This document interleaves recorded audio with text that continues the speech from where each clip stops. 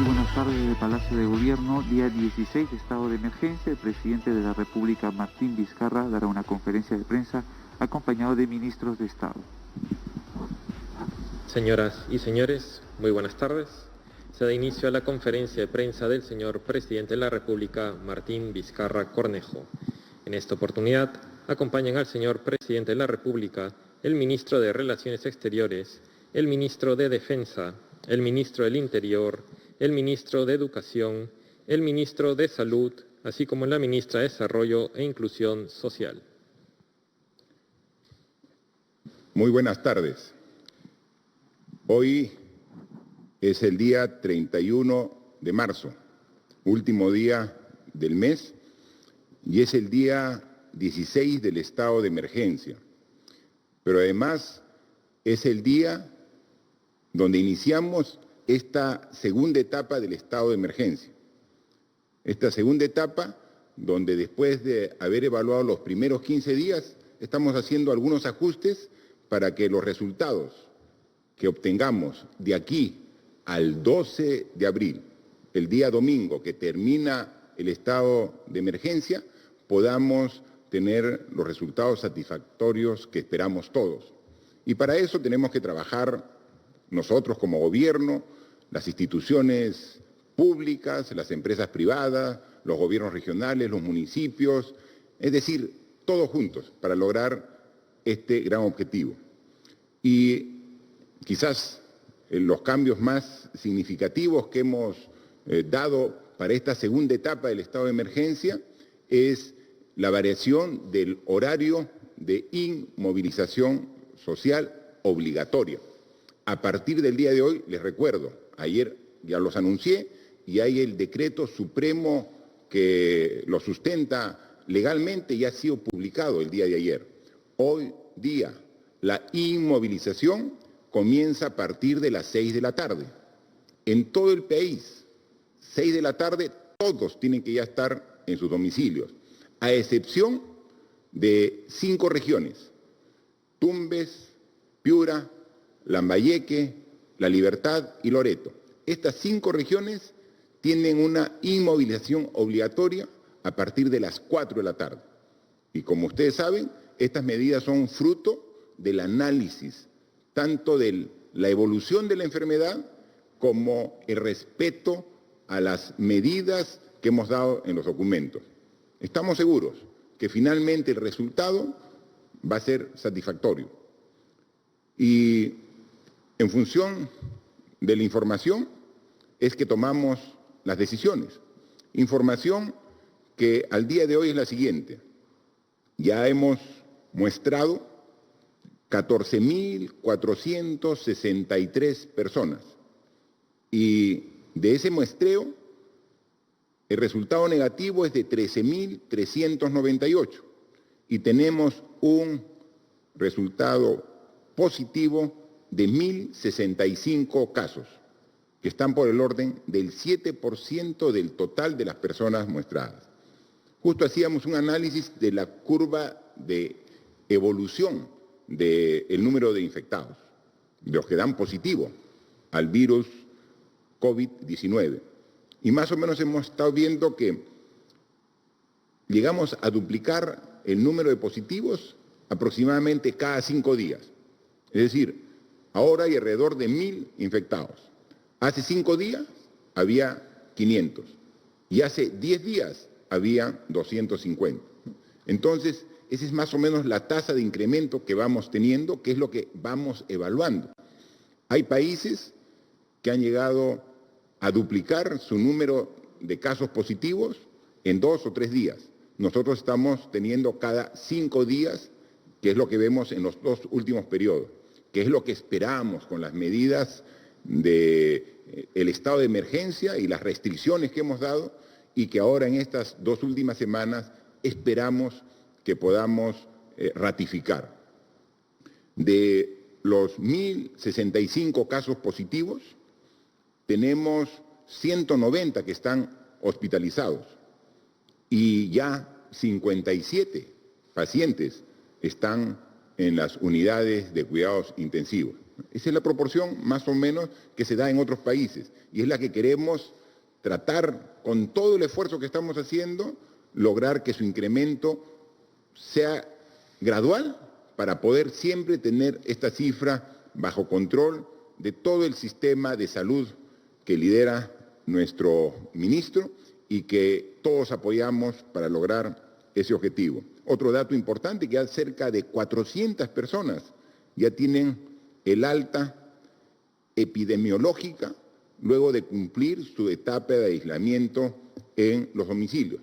Así que vemos que, por un lado, aumentan las cifras de personas declaradas positivos, pero también una cantidad importante de los que fueron declarados positivos ya están sanos y pueden ellos decir que enfrentaron directamente, individualmente la enfermedad y la superaron. Y eso queremos que sea la constante. El esfuerzo es para lograr que todos los que finalmente puedan tener el contagio, que tratamos de evitar, puedan salir en su gran mayoría satisfactoriamente de esta enfermedad. Comunicarles que el día de ayer la información del Ministerio del Interior, del Ministerio de Defensa, es que cerca de 3.000 personas fueron detenidas en todo el país. Ya son más de 36.000 las que han sido detenidas a nivel nacional desde que empezó el estado de emergencia. Lo que sí destacamos es que quizás con el llamado a la reflexión, a la responsabilidad, la región La Libertad ha bajado, ha disminuido de manera significativa la cantidad de personas detenidas. Esperemos que siga esa constante. No así la región B, también al norte de Piura, que se mantiene en niveles altos de personas detenidas, ¿no? Y también Loreto, que sigue en esta lista de regiones con mayor cantidad de detenidos, ¿no? Comenzamos La Libertad, Piura y Loreto, ¿no? Luego vienen otras regiones, pero con cantidades que son en número mucho menor, ¿no? Así que esperamos que ahora que sabemos que en 5 regiones del país el aislamiento empieza a las 4 de la tarde y en el resto del país comienza a las 6 de la tarde, hagamos todos el esfuerzo responsable de cumplir con estas indicaciones. El estado de emergencia tiene una serie de restricciones y todos lo conocemos. Y una de las restricciones quizás más importantes es la educación. Porque recuerden ustedes que nosotros con mucho entusiasmo habíamos preparado el inicio de las clases escolares para los alumnos de inicial, primaria y secundaria de la educación pública para el día lunes 16 de marzo. Y entonces el ministro de Educación, con el apoyo de todo el gobierno, habíamos hecho un gran esfuerzo para que el inicio sea óptimo y poder este año llegar a los alumnos con buena educación. Porque si queremos tener un país que progrese, que desarrolle, las dos bases, el cimiento es salud y educación. Y ahora miren, qué contradictorio.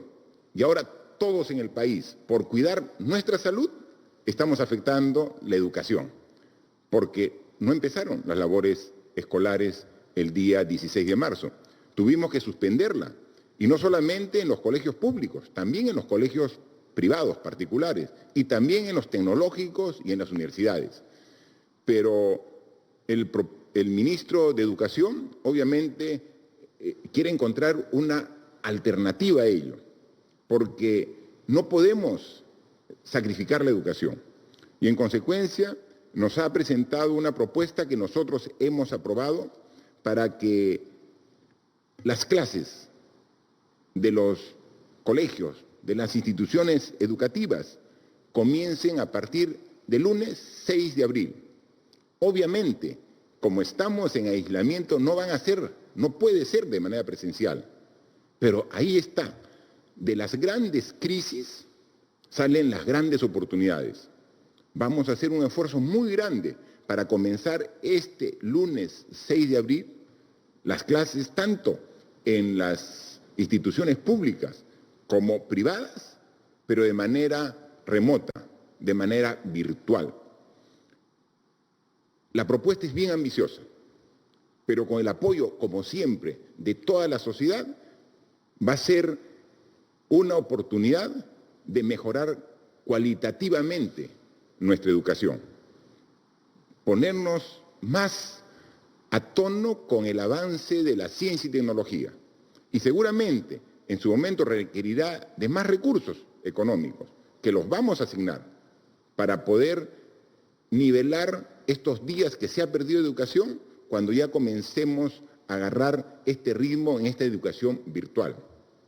¿Que vamos a tener problemas? Vamos a tener problemas. No tenemos toda una infraestructura y una organización para hacerlo, pero tenemos que, con la dificultad, poner el esfuerzo para comenzar a lograr este objetivo. Y estamos planteando como una primera opción para que el día lunes 4 de mayo, ahí de manera gradual podamos ir programando el inicio de las clases presenciales, es decir, con la asistencia de los alumnos a las instituciones educativas. Recién a partir del 4 de marzo hemos dicho que el estado de emergencia es hasta el domingo 12 de abril. No quiere decir que el 13 todo comienza en la normalidad, es un proceso gradual. Por ejemplo, desde el lunes 6 de abril, este lunes, comienzan las clases virtuales y está haciendo todo un programa para que recién a partir del 4 de mayo podamos convocar a los alumnos, no en su totalidad, porque hemos visto que las aulas de los colegios concentran a los alumnos uno pegado del otro.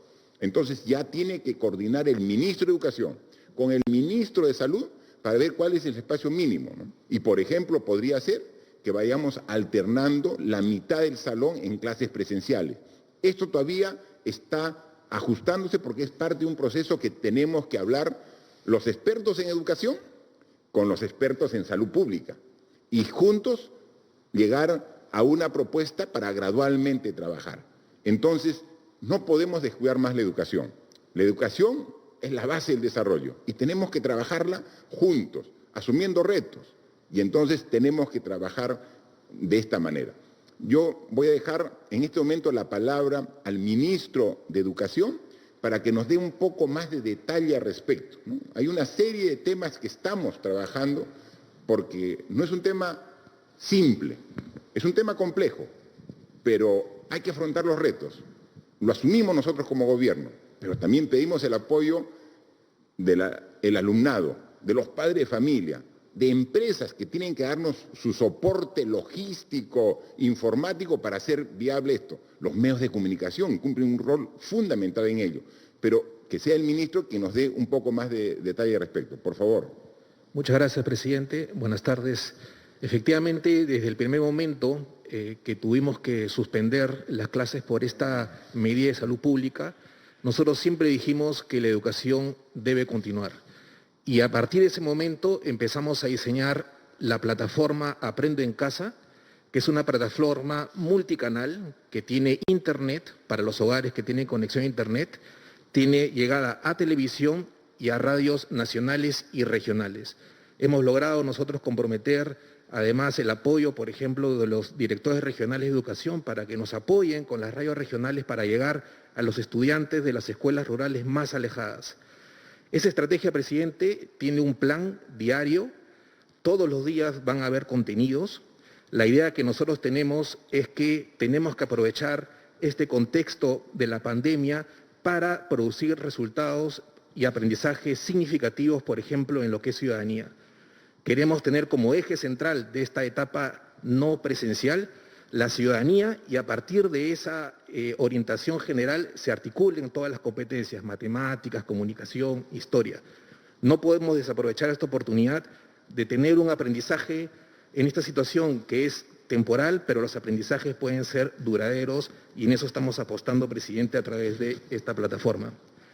Otro tema importante, presidente, es que efectivamente la presencialidad va a iniciarse, como usted ha dicho, a partir del 4 de mayo, con un plan que va a ser coordinado con el Ministerio de Salud, pero sí es importante mencionar que la estrategia Aprendo en Casa será en ese momento un complemento de la presencialidad, de manera tal de poder nivelar los aprendizajes, de poder asegurarnos que los aprendizajes se den en toda la población del país, sobre todo en las zonas rurales donde siempre hemos tenido más dificultades.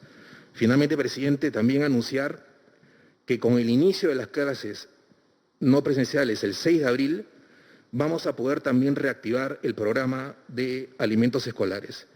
Y para eso vamos a activar los comités de alimentación escolar, que son una forma a través de la cual la comunidad se organiza para poder dar ese derecho a la alimentación. Esto va a ser ciertamente monitoreado también por el programa Caliwarma, pero a través de esta iniciativa vamos a poder llegar, presidente, a 1.100.000 estudiantes de zonas rurales de los quintiles 1 y 2. En ese sentido, no solamente vamos a dar inicio al año escolar y en ese sentido al derecho a la educación, sino al mismo tiempo vamos a poder reiniciar el programa de desayunos y alimentos escolares a través de productos para esta población de ámbitos rurales de los quintiles 1 y 2. Gracias, ministro. Efectivamente, es una tarea titánica la que estamos asumiendo a partir del próximo lunes. ¿Van a haber problemas? Obviamente van a haber problemas, porque es una respuesta, es una reacción a la situación de emergencia en la que nos encontramos. Seguramente no habrá la capacidad inmediata de atender toda la demanda para el objetivo que nos hemos propuesto en el tema educativo, ¿no? Y esto va a ser mientras que establecemos las condiciones mínimas en los colegios en cuanto a limpieza, en cuanto a salubridad, para que podamos ya aceptar, podemos recibir de manera adecuada y segura a los niños. Porque si garantizamos la seguridad en su salud de los niños, estamos también asegurando, dándole la seguridad a toda la familia donde viven los niños cuando regresan a sus casas, después de sus instituciones educativas, ¿no? Entonces, pero estamos viendo que ya desde esta semana que viene también teníamos un programa Caliwarma, ¿no? Y entonces queremos que este programa Caliwarma ayude a los niños, a los escolares, realmente qué más necesitan, ¿no? Se ha hecho una evaluación en función de los quintiles que corresponde. Más de 1.100.000 niños van a ser atendidos también con esta posibilidad cuando iniciemos ya formalmente estas labores escolares. Y eso es la coordinación, aquí es entre los sectores. O sea, aquí un sector, un ministerio solo no puede hacer nada. Salud está logrando sus objetivos poco a poco, porque tiene el apoyo de todo el gobierno, tiene el apoyo de la ciudadanía, tiene el apoyo de los municipios, gobiernos regionales, empresas privadas. Para que pueda cumplir sus objetivos, también requerimos una serie de apoyo de diferentes sectores, para Caliwarma del Ministerio de Desarrollo e Inclusión Social. Y hablando de ello, también hay veces como uno ve que ante la situación de emergencia, cómo la gente se pone de pie y apoya, ¿no? Yo recibía muchas llamadas y muchos mensajes diciendo, presidente, ¿en qué puedo apoyar? El pedido general es, la mejor forma de apoyar es quedándote en tu casa, porque con ello estamos logrando el distanciamiento social y estamos logrando que el virus se mueva, se transmite, contagie. Entonces vemos, pero dicen, me quedo en casa, pero también puedo ayudar en algo más.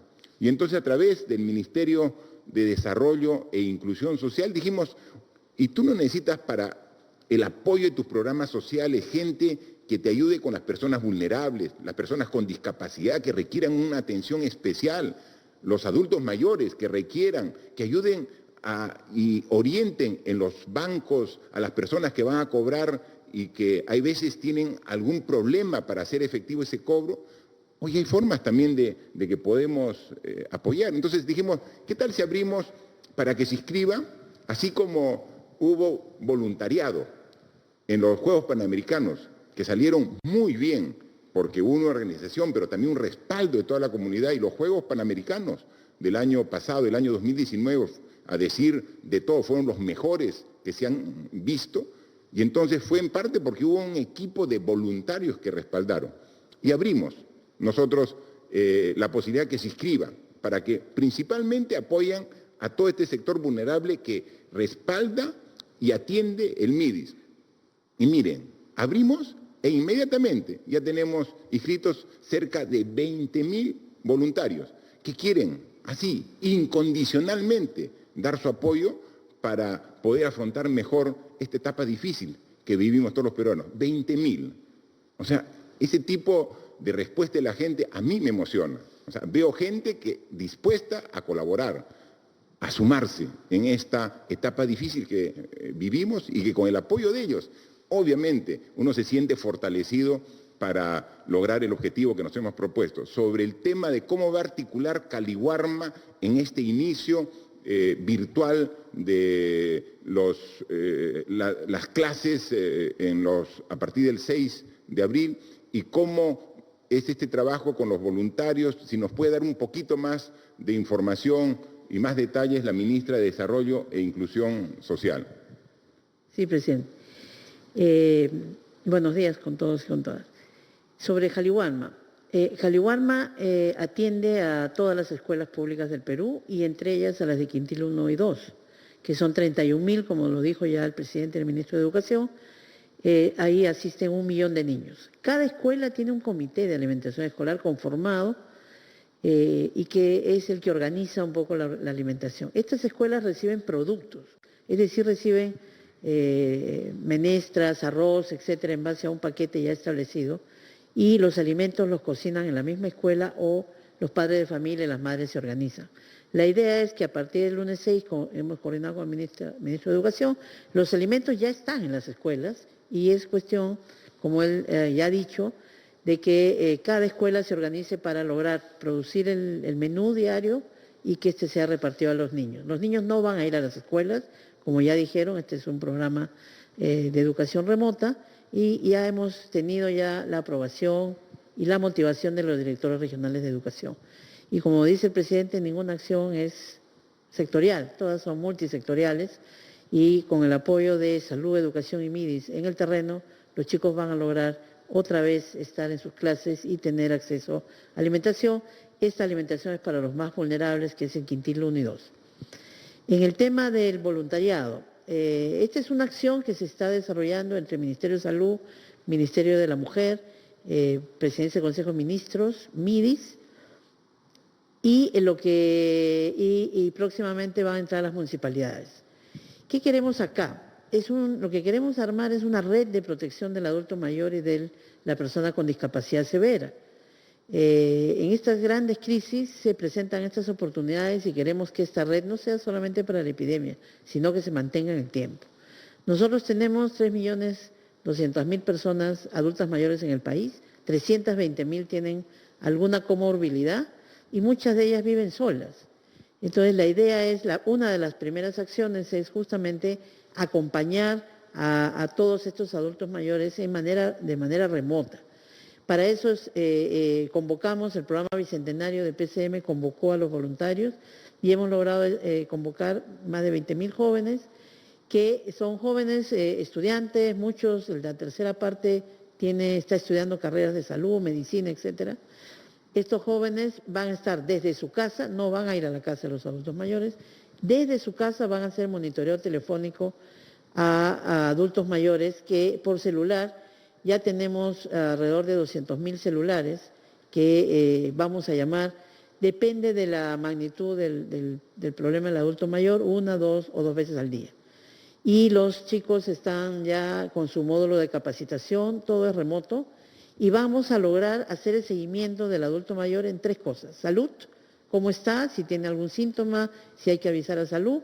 2, el tema de la alimentación, que es muy importante a muchos abuelitos que viven solos y no comen porque se enfermaron o algo. Y 3, el tema de protección y violencia. Y si no podemos hablar con la persona adulto mayor por alguna razón, será el tema del hablar con la persona que lo cuida, la hija, el hijo, etc. La idea es armar una red de solidaridad para acompañar. Y el más importante es el soporte emocional. Dar consejería, dar una serie de datos a los adultos mayores.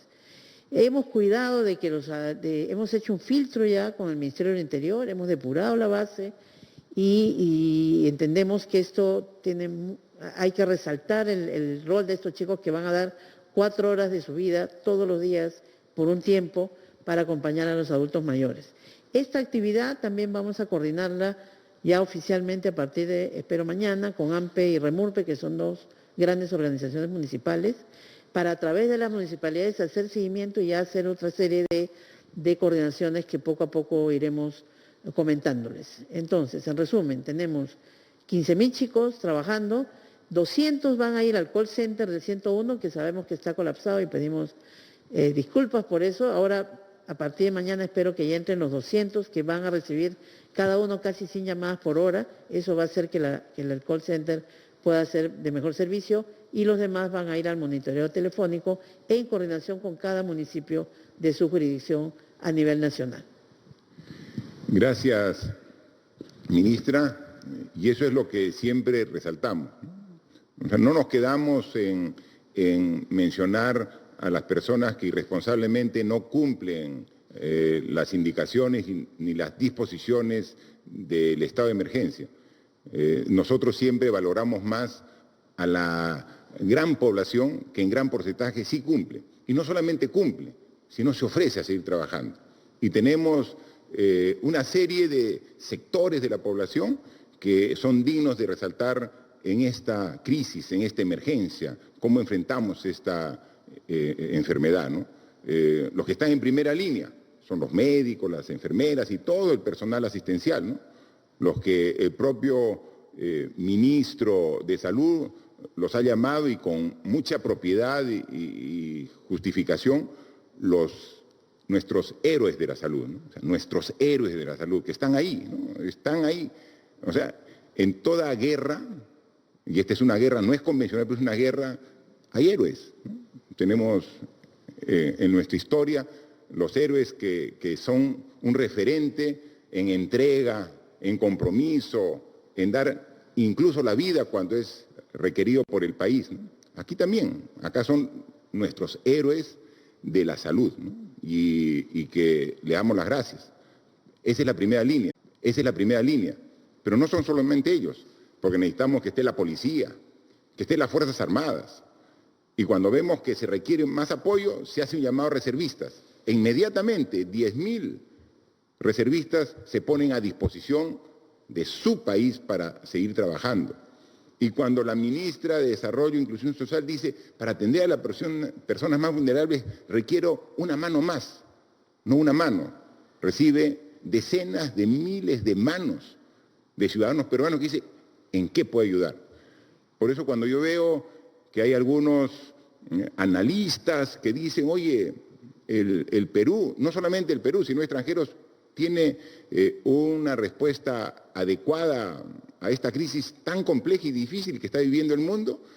Lo digo, si logramos esto es por nuestra gente, ¿no? O sea, podemos comprar el respirador, podemos tener la villa como infraestructura, pero todo eso, el aparato, el edificio, si no hay el compromiso de la gente, no es nada. Es el compromiso de la gente el que le da valor a todo lo demás. Y eso lo estamos logrando y en cada necesidad encontramos a nuestra gente, al ciudadano, a la peruana, el peruano que está dispuesto a colaborar en lo que se le pida para, como país, salir adelante, ¿no? Es nuestro reconocimiento para todos ellos. Y además también recalcar que el tema que el ministro de Educación ha propuesto y que nosotros hemos aceptado, lo reconocemos como un gran reto, que va a tener dificultades y no pocas, pero tenemos que enfrentarlo. Y con voluntad, y con energía, trabajar en esos aspectos. Siempre va a haber gente que dicen, mejor no se puede.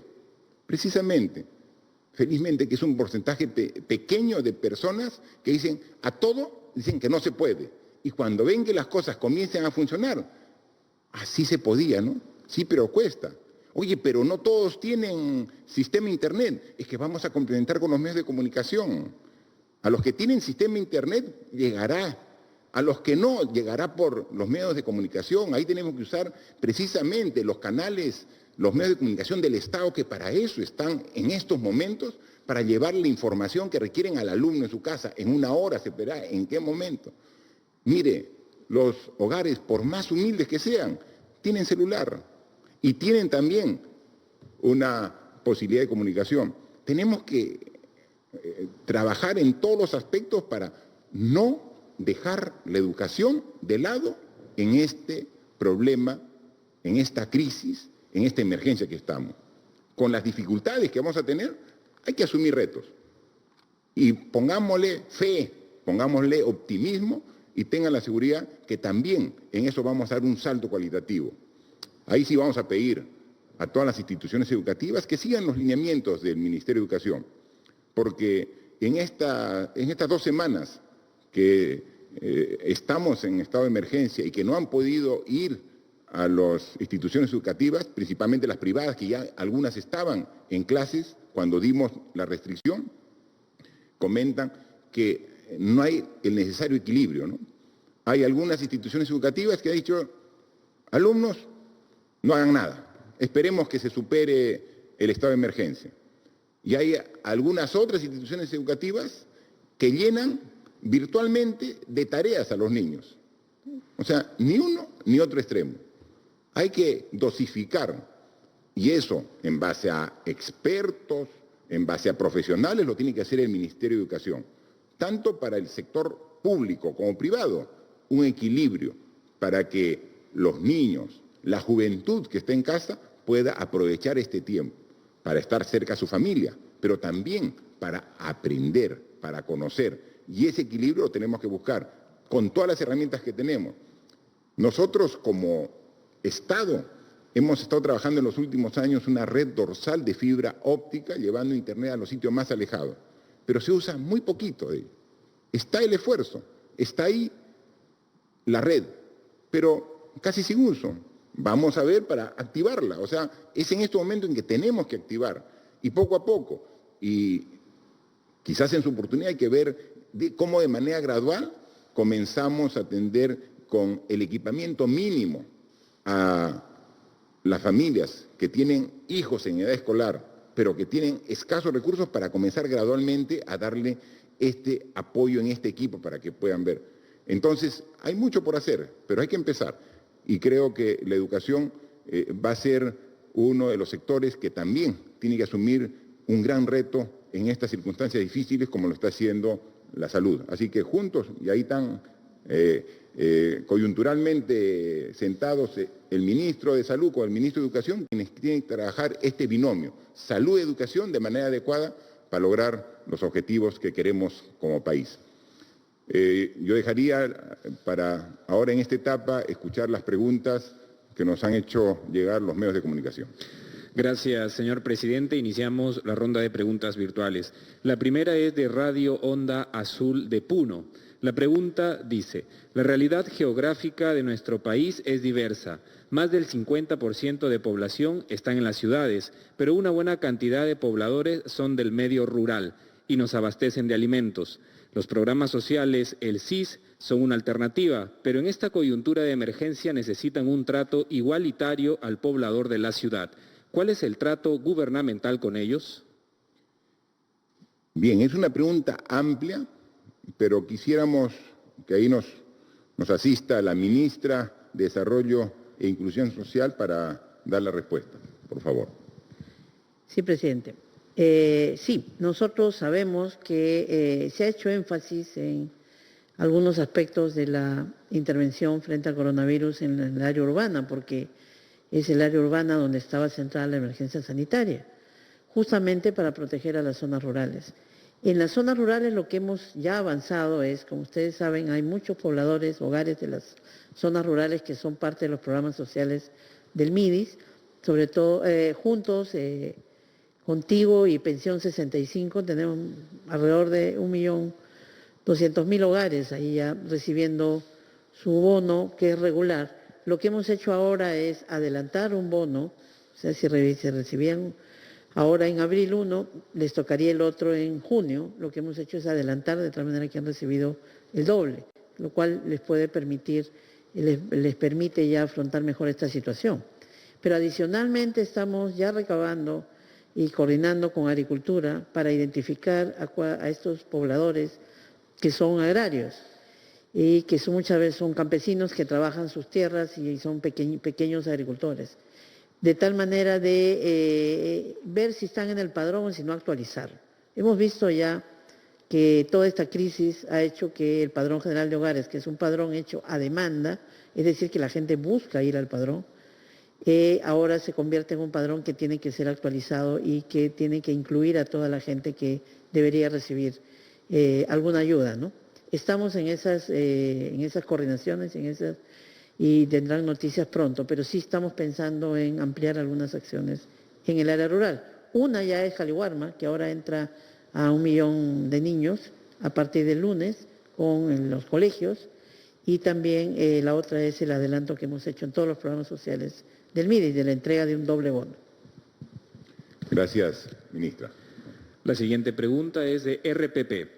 La pregunta dice, en el escenario de que el 12 de abril sea el último día de cuarentena para los peruanos, es evidente que el escenario económico al que nos enfrentaremos será distinto. Hay medidas económicas y laborales que el gobierno ya está ejecutando o en proceso de ejecución, pero hay también un punto crucial y es el de la seguridad ciudadana post-cuarentena. ¿Qué medidas se dispondrán desde el Ejecutivo? ¿Las Fuerzas Armadas se mantendrán en las calles al final de la cuarentena obligatoria? Como ya lo hemos dicho en anteriores oportunidades, va a haber un antes y un después para el Perú y para el mundo respecto al COVID-19. Ya el mundo, y obviamente nuestro país es parte de él, no va a ser igual de aquí en adelante. Y tenemos que adecuar una serie de actitudes, de acciones, de comportamientos. Y lo tenemos que hacer de manera responsable. Entonces, hemos dicho que este estado de emergencia es hasta el día domingo 12. Eso no quiere decir que el día lunes 13 todo regresa a la situación previa al estado de emergencia. No, aquí es un proceso gradual para ir recuperando gradualmente la normalidad, pero sin poner en riesgo el cuidado de la curva de la enfermedad. Entonces, va a ser un proceso gradual. Obviamente también la seguridad ciudadana tendrá que evaluarse y tenemos realmente 2 ministros que están muy comprometidos. Me decía el informe el ministro de Defensa hoy en la mañana que él ha recorrido hoy, por ejemplo, la ciudad de Lima desde el aire, ¿no? Y ha visto de que hoy, después del mensaje ayer, de las recomendaciones de esta segunda etapa y del esfuerzo que pedimos a todos los ciudadanos de cumplir, ha visto que es muy superior la respuesta de la población hoy día respecto a días anteriores. Entonces, tenemos también al ministro del Interior, quien él hace un control a detalle de cómo va la evolución. Yo aquí trato de resumir con algunas cifras muy puntuales el trabajo que es amplio del Ministerio del Interior. Si vamos a tener cada uno, sería pues interminable esta conferencia, esta información que damos a la población. Nosotros reducimos algunos datos, ¿no? Pero el trabajo que hacen es muy profesional y estamos viendo cómo después del 12, con el análisis que haga tanto el Ministerio del Interior como el Ministerio de Defensa, vamos también a hacer un programa gradual para, no es que al día siguiente el Ministerio de Defensa retira las Fuerzas Armadas, va a tener que haber un control conjunto como vienen haciendo.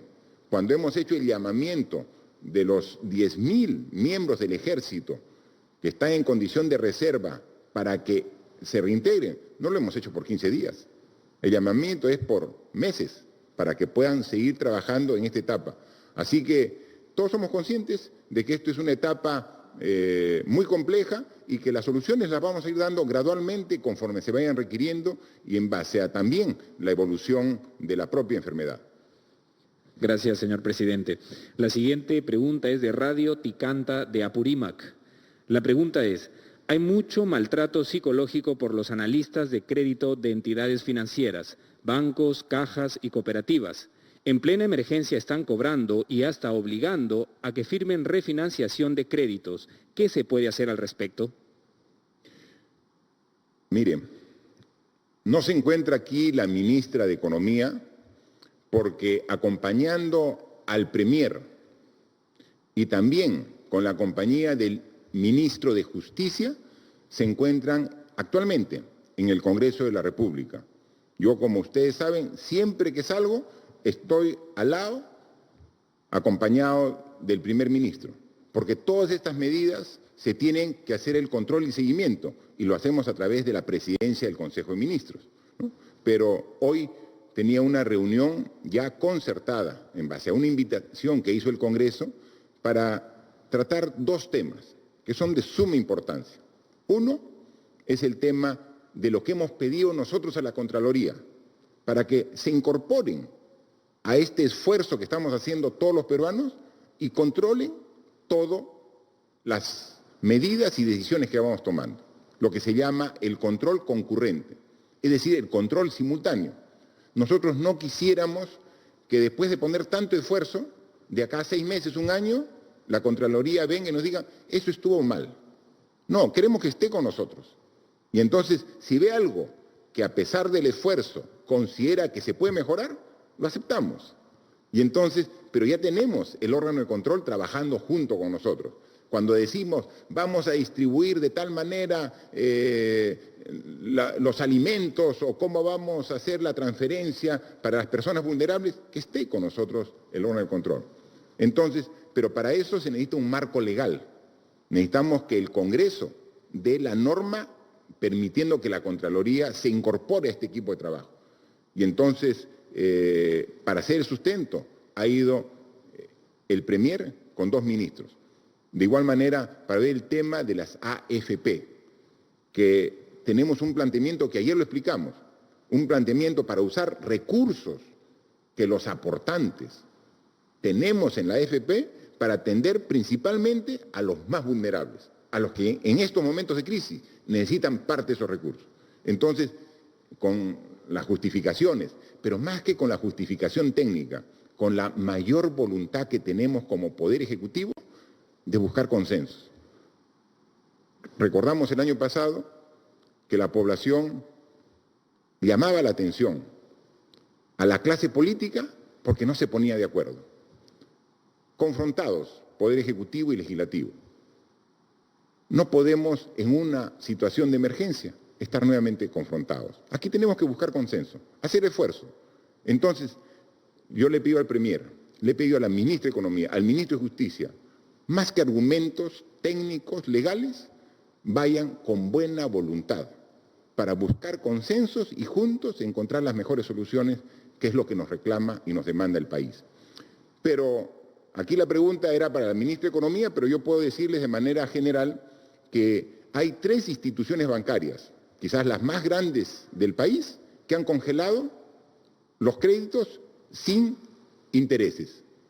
Es decir, están dando la posibilidad al ahorrista, al ciudadano que tiene un crédito en una institución bancaria, de este respiro de que sal tranquilo de la etapa de emergencia y luego pagas tu crédito que tenías previsto y contratado con la entidad bancaria, pero sin el interés que corresponde.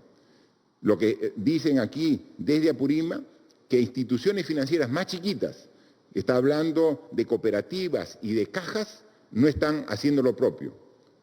Normalmente las cajas, muchas son municipales, entonces dependen de la voluntad del directorio que está normalmente presidido por el alcalde o una autoridad municipal. Entonces yo creo que ya el mensaje y el encargo y la propuesta que han dado estas entidades bancarias, yo pienso que también deben ser replicadas por este tipo de entidades financieras más pequeñas. Creo que eso es lo que debería hacer para tranquilidad de todos los ciudadanos. Gracias, señor presidente.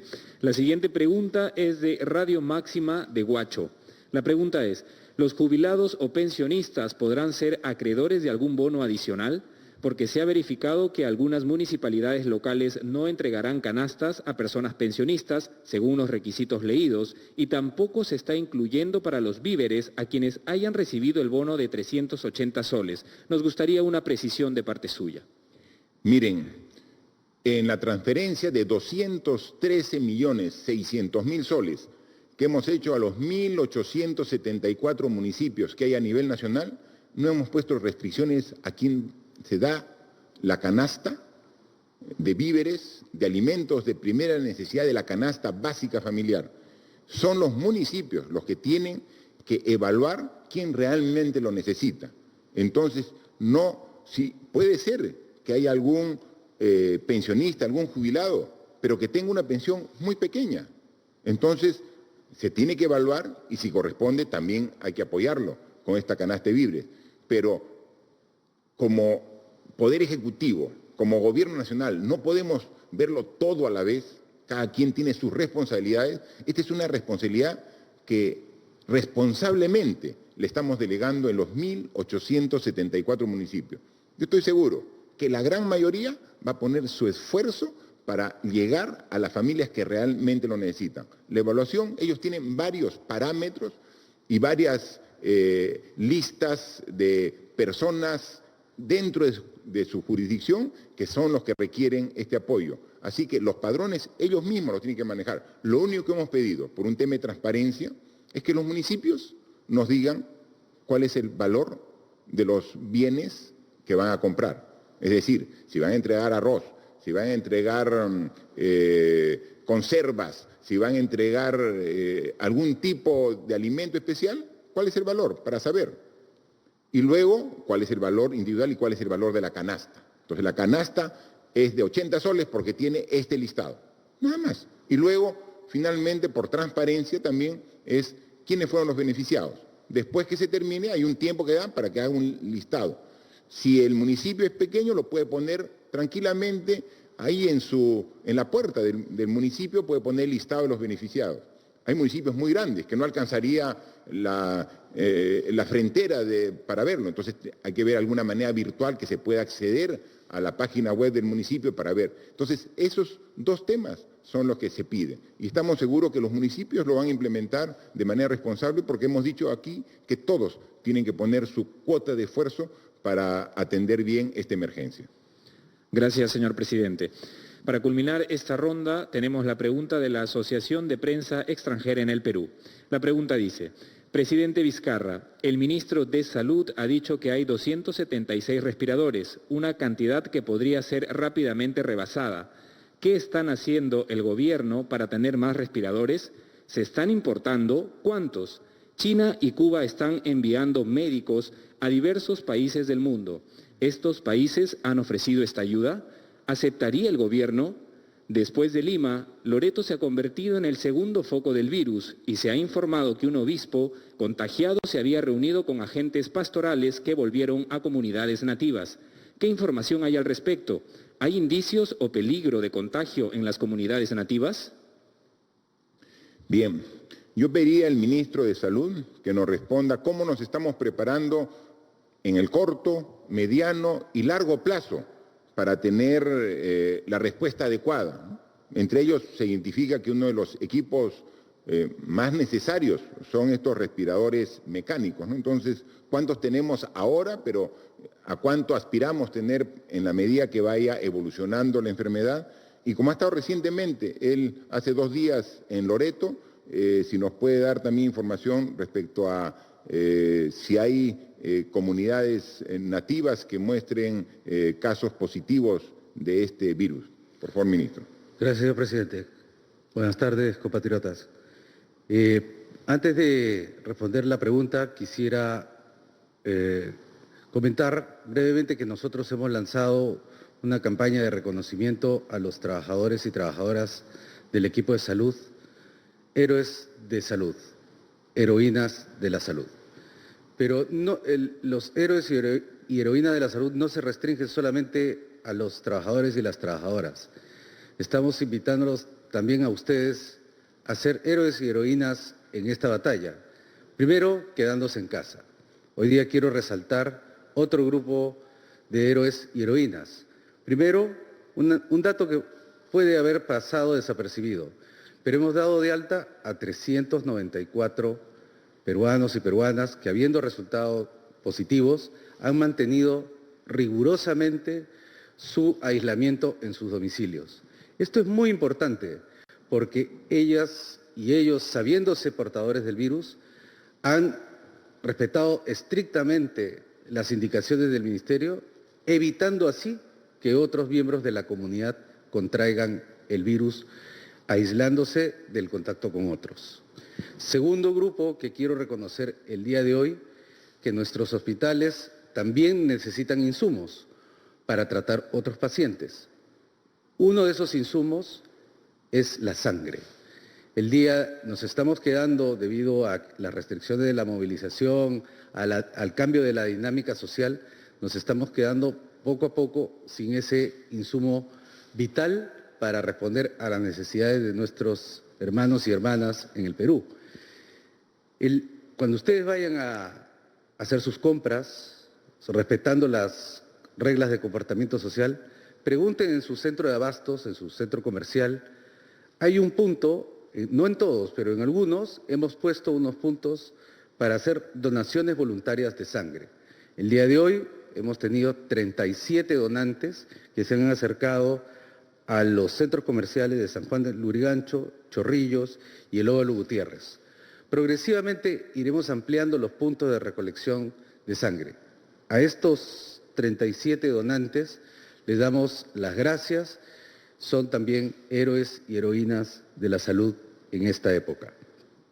Respondiendo a la pregunta, a las dos preguntas relacionadas con la preparación y la respuesta, puedo afirmar que hoy día estamos movilizando recursos nacionales, recursos internacionales, vía la compra y vía la donación, incorporando a los 276 unidades de cuidados intensivos, un grupo importante de nuevas unidades de ventilación mecánica, más la movilización de recursos humanos, la identificación de los hospitales que van a ser los hospitales COVID en todo el país, y podemos tener por seguro que en 2 semanas tenemos 456 unidades de cuidados intensivos listas para responder a la demanda de nuestros compatriotas.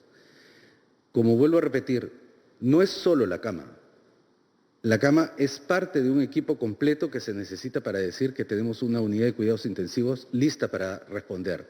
Monitores, personal y procesos de soporte, medicamentos están siendo movilizados para ese fin.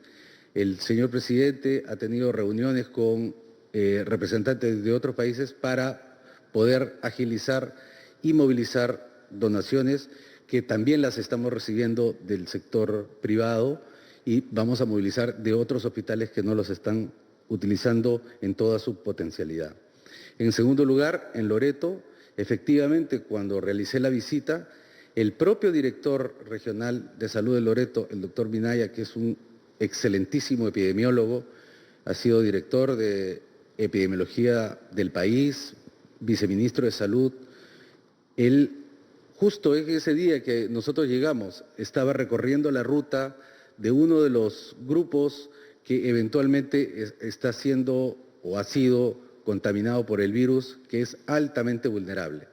Lamentablemente no coincidimos durante nuestra visita, pero ellos están haciendo la investigación del impacto que ha tenido la visita de este obispo a estas comunidades. Muy bien, muchas gracias, ministro. Parte de la pregunta usted ya también la respondió respecto a si estamos viendo y requiriendo cooperación de otros países, ¿no? Efectivamente, nosotros lo hemos dicho desde el día 6 de marzo, donde en este mismo salón anunciamos el primer caso de infección del coronavirus. El 6 de marzo. Miren, estamos terminando el mes y miren la cantidad de acciones que hemos tomado. Durante el mes de marzo, no termina el mes, hoy va a terminar. Y desde que anunciamos la cantidad de acciones que hemos tomado en el campo de la salud, que es el más importante, en el campo social, de apoyo a las personas vulnerables, en el campo económico, hoy en el campo de la educación. Es decir, en todos los campos tenemos que actuar. O sea, no es una tarea fácil, es una tarea compleja, pero en la medida que tenemos gente que se suma, que apoya, que voluntariamente se manifiesta a favor y da su esfuerzo y su apoyo, ¿no? Justo veía ya un mensaje de un señor, seguramente ¿dónde estará? Cristian Revilla, ¿no? Dice, soy profesor de Ciencia de la Comunicación. Me parece esta una excelente oportunidad de llegar a todos los hogares con las armas de la ciencia y tecnología. Me pongo a disposición, apoyo esta iniciativa, ¿no? Es un ciudadano. O sea, como esos hay miles, millones en el Perú que quieren colaborar para juntos salir adelante como país.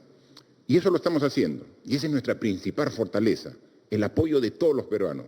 Esa es la principal fortaleza del Perú, un país milenario, que siempre ha destacado cuando juntos ha enfrentado cualquier reto. Pero también hay que recurrir a países que tienen buenas experiencias. Entonces, por ejemplo, yo me he reunido ya con el representante de la Embajada de Corea del Sur.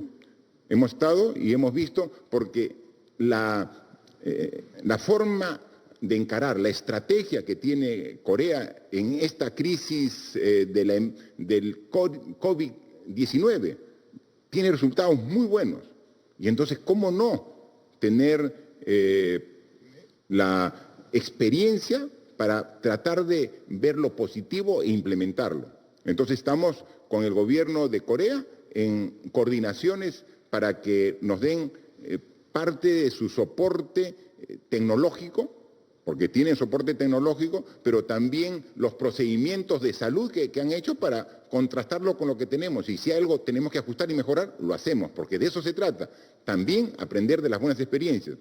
Y dado que el COVID, el coronavirus, inició en China, entonces China es uno de los países que también tiene más experiencia específicamente en esta enfermedad. Nosotros a principios de mes, cuando ya vimos el problema, le enviamos una carta al propio presidente chino, a Xi Jinping, ¿no? Y precisamente el día de ayer nos ha llegado de parte de la Embajada de China aquí en el Perú la respuesta de la carta que nos hace llegar el presidente chino, ¿no? Aquí está, esta es la respuesta. Obviamente está también con su traducción, ¿no? Y el presidente Xi nos dice que reconoce los esfuerzos que estamos haciendo y que pone a disposición también para hacer la colaboración en lo que podamos conciliar entre los dos países. De esta comunicación ya he hecho conocimiento al ministro de Salud para inmediatamente.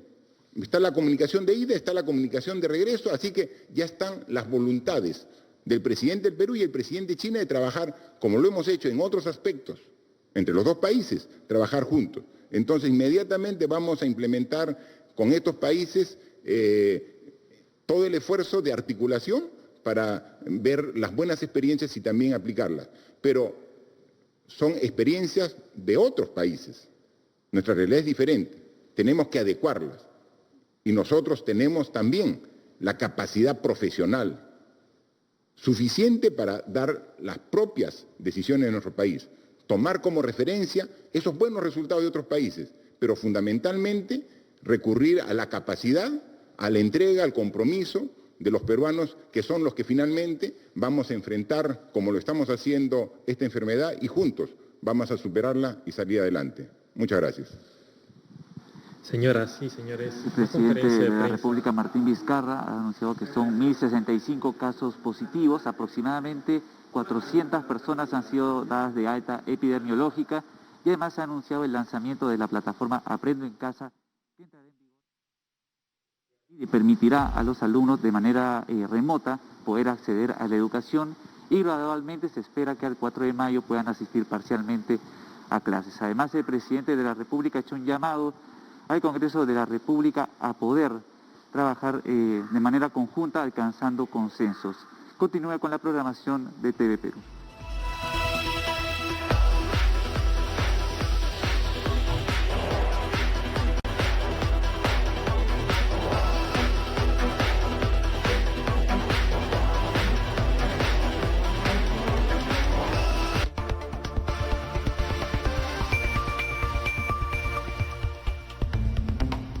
Martes 31 de marzo, amigos, ¿cómo están? Muy buenas tardes. Antes de actualizar y de repasar lo importante, lo dicho por el presidente de la República, vamos con nuestra relación de titulares. Desde hoy rige nuevo horario de inmovilización social en el país. Ciudadanos no deben circular desde las 6 de la tarde, salvo en 5 regiones, donde rige desde las 4 de la tarde. Al día de hoy existen en 1.075 casos confirmados en nuestro país. Ministros acuden al Congreso para exponer ante Junta de Portavoces medidas de urgencia para atender crisis sanitaria. El Legislativo revisaría también un proyecto de ley para disponer del 25% de los fondos de las AFP. Obviamente está también con su traducción, ¿no? Y el presidente Xi nos dice que reconoce los esfuerzos que estamos haciendo y que pone a disposición también para hacer la colaboración en lo que podamos conciliar entre los dos países. De esta comunicación ya he hecho conocimiento al ministro de Salud para inmediatamente. Está la comunicación de ida, está la comunicación de regreso, así que ya están las voluntades del presidente del Perú y el presidente de China de trabajar, como lo hemos hecho en otros aspectos, entre los dos países, trabajar juntos. Entonces, inmediatamente vamos a implementar con estos países todo el esfuerzo de articulación para ver las buenas experiencias y también aplicarlas. Pero son experiencias de otros países. Nuestra realidad es diferente. Tenemos que adecuarlas. Y nosotros tenemos también la capacidad profesional suficiente para dar las propias decisiones en nuestro país. Tomar como referencia esos buenos resultados de otros países, pero fundamentalmente recurrir a la capacidad, a la entrega, al compromiso de los peruanos, que son los que finalmente vamos a enfrentar, como lo estamos haciendo, esta enfermedad y juntos vamos a superarla y salir adelante. Muchas gracias. Señoras y señores, el presidente de la República, Martín Vizcarra, ha anunciado que son 1.065 casos positivos, aproximadamente 400 personas han sido dadas de alta epidemiológica y además ha anunciado el lanzamiento de la plataforma Aprendo en Casa, y permitirá a los alumnos de manera remota poder acceder a la educación y gradualmente se espera que al 4 de mayo puedan asistir parcialmente a clases. Además, el presidente de la República ha hecho un llamado al Congreso de la República a poder trabajar de manera conjunta alcanzando consensos. Continúe con la programación de TV Perú.